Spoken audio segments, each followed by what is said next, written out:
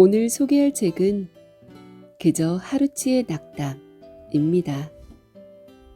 이 책은 전직 기자였던 박선영 작가가 오랜 시간 글을 멈춘 뒤 다시 세상에 건네는 첫 에세이입니다.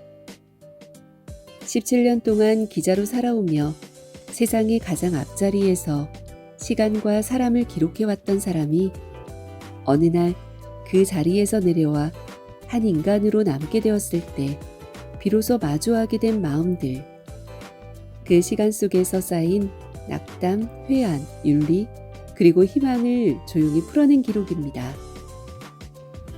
이 책은 단순한 위로의 책이 아니라 개인의 낙담이 어떻게 사회와 세계를 향한 질문이 되는지 그 과정을 담고 있습니다. 삶의 비참함과 슬픔을 그저 개인의 감정으로 남겨두지 않고 다시 윤리와 책임, 그리고 인간에 대한 믿음으로 확장해 나가는 이야기입니다. 그래서 이 책은 말합니다. 낙담은 그저 무너지는 감정이 아니라 하루를 견디고 다음날 다시 살아가게 하는 감정이라고. 완전히 괜찮아지지 않아도 우리는 여전히 살아가고 있고 그저 하루치의 낙담을 안고 다음날의 작은 기대로 나아간다는 것. 이제 이 책의 프롤로그를 함께 읽어보겠습니다. 그저 하루치의 낙담. 박선영 지음, 출판사 밤비. 프롤로그. 도망치기, 숨기, 낙담하기. 나는 늘 운동과 도피의 서사에 매혹됐다. 지금은 줄거리도 잘 기억나지 않는 가브리엘 살바토레 감독의 영화 지중해의 마지막 장면이 도피하고 있는 모든 이에게 받침이라는 문구로 끝날 때 도피를 용인해주는 그 한 줄에 어린 심장이 얼마나 쿵쾅거렸던지. 도피가 왜 나쁘단 말인가? 감당할 수 없으면 도망쳐. 상처받지 않으려면 숨어. 이런 시대에 살아남아 꿈을 꿀 수 있는 길은 도피뿐이다. 다시 찾아본 영화의 시작을 알리는 문구다. 옳거니. 항상 도피하는 사람은 도피를 꿈꾸지 않는다. 그냥 도피한다. 도망치고 싶지만 울면서 맞서는 사람들이 늘 도피를 열망한다. 그렇게 도망치고 싶으면서도 나는 차마 그것을 결행하지 못했다. 머물기의 괴로움. 이것이 내 삶의 핵심 주제였다. 발목을 붙잡는 것은 그때그때 달랐다. 물러서면 안 된다는 세상의 규칙. 그것을 납득하는 나의 오성. 넘쳐야 마땅한 책임감. 도피 이후의 대책 없음. 남겨지는 사람들의 슬픔 같은 것들. 그래서 늘 우물쭈물 맞섰고 자주 패배했다.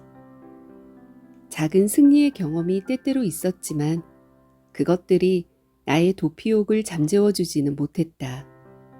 나는 자주 도망가고 싶었고 숨고 싶었다. 기자라는 일에서 도망치고 싶었고 관계로부터 도망치고 싶었으며 때로는 양육으로부터도 도망치고 싶었다. 근원적으로는 인간 세계에서 도망치고 싶었다. 그 많고 좋은 백석의 시구 중 하필이면 산골로 가는 것은 세상한테 지는 것이 아니다. 세상 같은 건 더러워 버리는 것이다 같은 것만 저절로 외워졌다. 31살의 봄이었다. 오래 사귄 애인에게 배신당하고 그가 새 애인과 알콩달콩 우리의 추억의 장소로 데이트 다니던 모습을 싸이월드로 훔쳐보던 시절. 그를 죽이거나 나를 죽이거나 둘 중 하나는 해야겠는데 아무것도 할 수가 없었다. 아무래도 인간에 대한 혐오의 염을 떨치지 못하겠어서 어느 수녀원으로 전화를 걸었다. 수녀가 되고 싶다고, 어떻게 하면 되는지 절차를 안내받고 싶다고 말했다. 한참을 설명해 주던 수녀님이 물었다. 그런데 나이가 어떻게 되시죠? 31 라고 말하니 수녀님이 답했다. 이런 어쩌죠? 저희 수녀원 입회는 30세 이하만 가능합니다. 어색한 말투로 그렇군요. 아쉽네요. 같은 말들을 더듬거리다 전화를 끊은 후 나는 손에 잡히는 물건 하나를 집어던졌다. 수녀원마저 이래. 나한테 왜 이래? 세상이 다 왜 이래? 나중에 찬찬히 알아보니 나는 세례도 받지 않은 개신교도 출신이라 가톨릭 세례 후 3년 이상이라는 기본 조건도 충족하지 못하는 애초에 자격 미달인 처지였다. 결정적으로 무신론자였다. 그냥 기자를 계속하는 수밖에 없었다.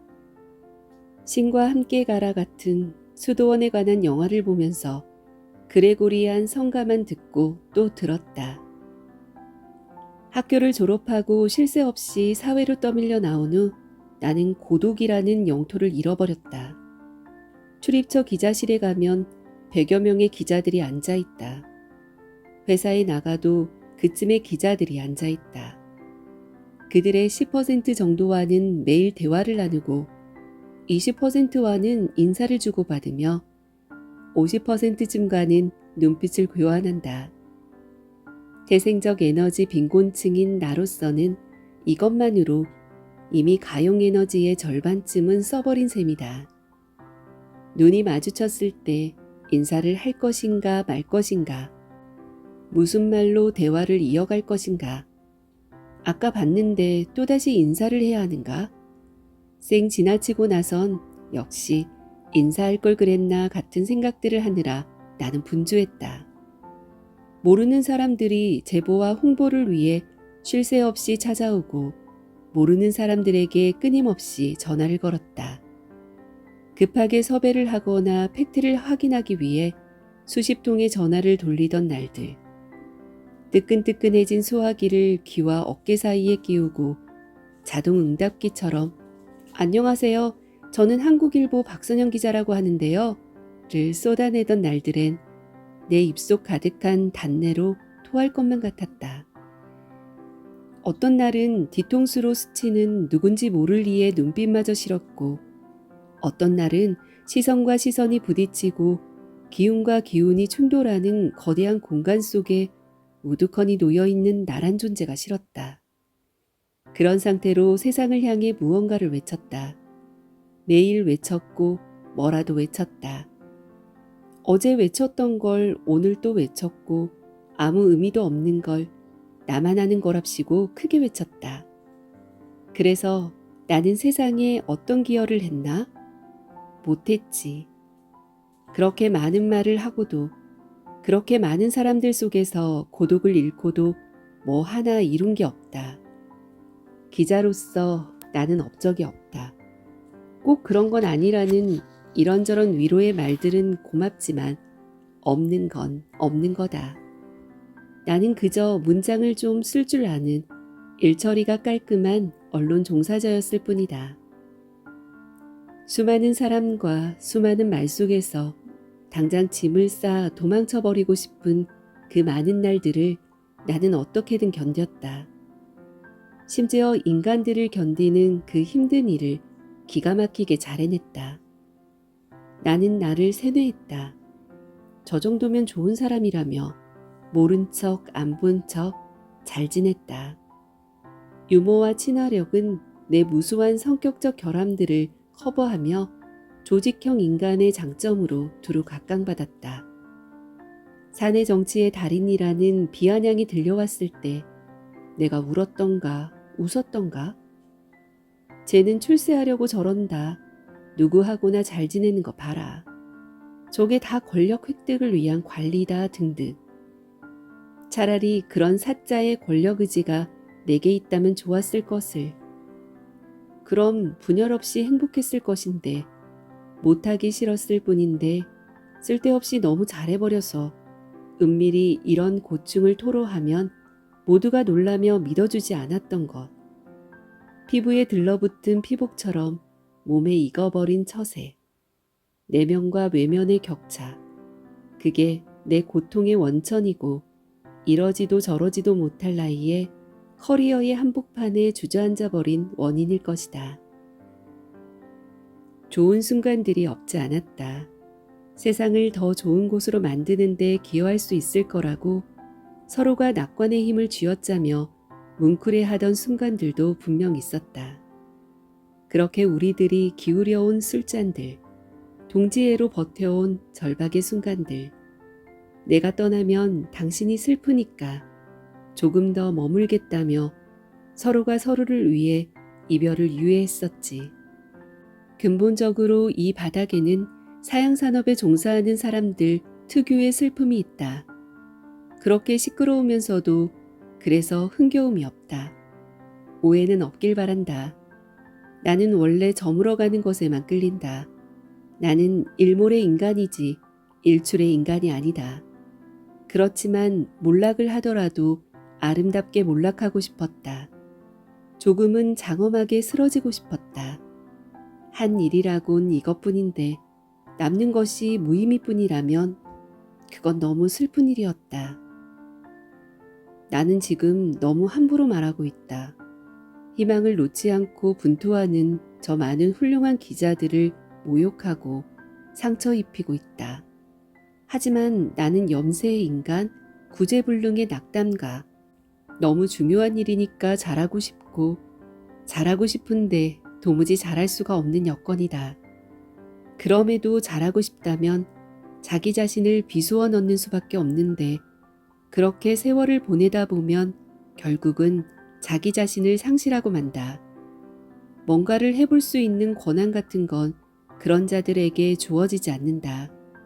이렇게 해도 저렇게 해도 세상은 좋아지지 않는다는 낙담. 어디에서든 희망의 단초를 발굴하려던 오랜 노력의 실패. 변방의 소수 언어인 한국어 시장. 그 중에서도 가장 협소하고 영세한 시장인 언론업계에서 나는 이제 도망치고 싶었다. 아둥바둥의 세계, 옥신각신의 이 세계에서 저 멀리 고요한 곳으로 도망가고 싶었다. 희망이 어떠니 정의가 어떠니 떠들었으나 결국 도망치고 마는 것이다. 7년이 흘렀다. 시간이 너무 빨리 간다고 느껴진다면 플랭크를 해본 적이 없다는 뜻이라는데 7년이라는 숫자를 말하고 또 소스라치게 놀라는 걸 보니 내일은 꼭 플랭크를 해야만 하겠다. 부끄러우니까, 지긋지긋하니까 그냥 가만히 집에만 있었다. 폴란드 망명정부의 집회처럼 흩날리는 길고도 지루한 이력서는 어디 낼 곳도 없고 내 장래를 걱정해주던 사람들은 이내 사라지고 이제 나 혼자만 내 앞날을 걱정하고 있다. 엄마는 말했다. 넌 이제 글렀어. 언제는 내가 평생의 자랑거리라더니. 그래서 후회하느냐 하면 그것은 결코 아니어서 시간을 되돌려 다시 그날의 편집국으로 돌아간다 해도 내 선택은 변함이 없다. 나는 다시 이 혼돈과 방황의 시간 속으로 입장할 것이다. 이것은 불가피한 여정이었다. 크고 중요한 일들만 추구하며 살아온 야가 빠진 내 인생에 반드시 필요한 시간이었다. 유리병에 커다란 돌멩이를 집어넣는다. 하나 더 넣는다. 또 하나 넣는다. 하지만 병을 가득 채우지는 못한다. 틈새의 빈 공간들은 오로지 작은 모래들로만 채울 수 있다. 내 인생엔 그 모래들이 없었다. 커다란 돌멩이들만이 덜그럭거리고 있었다. 물론 모래만으로는 그 병을 다 채우기 어려울 것이다. 하지만 돌멩이만으로도 병은 채워지지 않는다.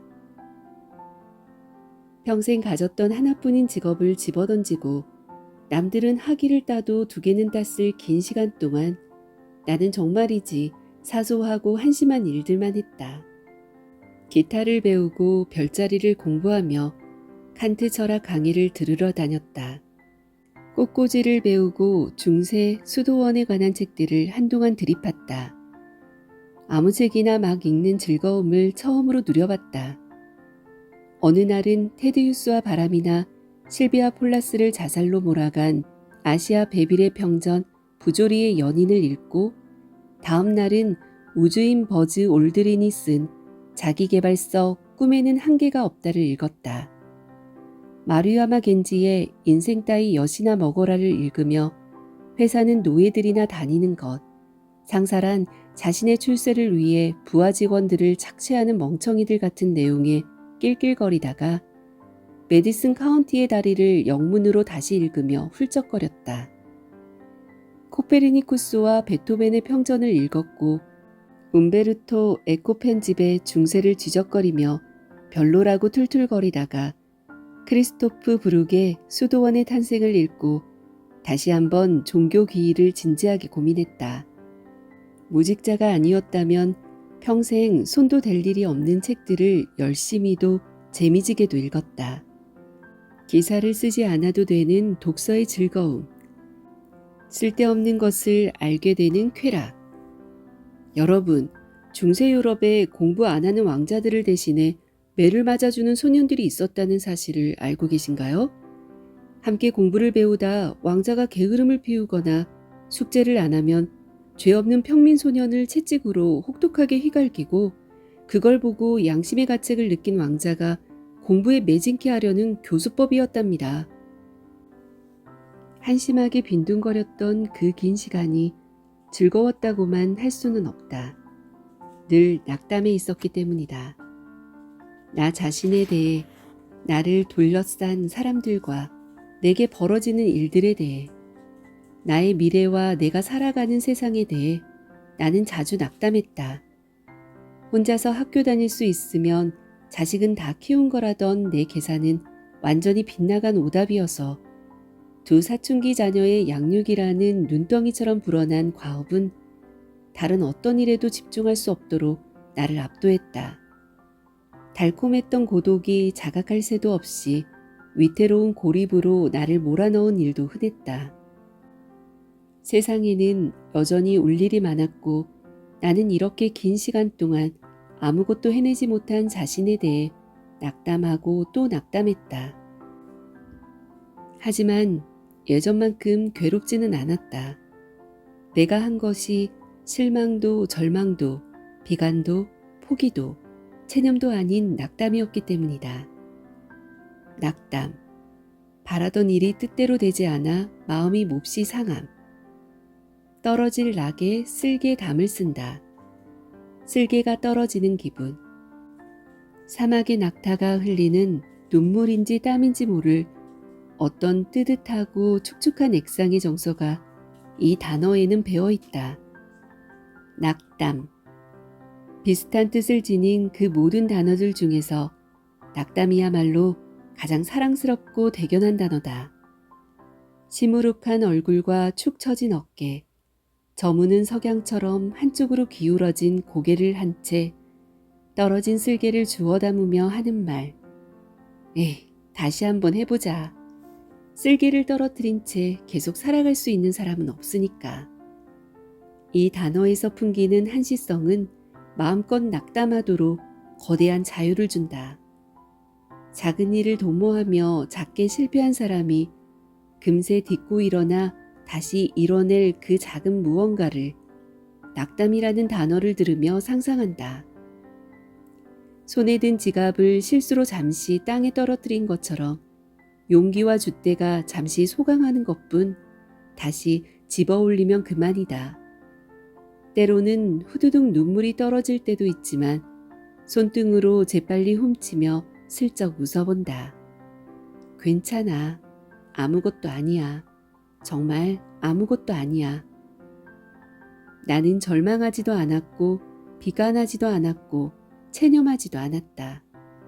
그저 하루치의 낙담을 하고 다음 날이면 다시 하루치의 작은 기대를 품으며 사소하고 한심한 일들을 계속한다.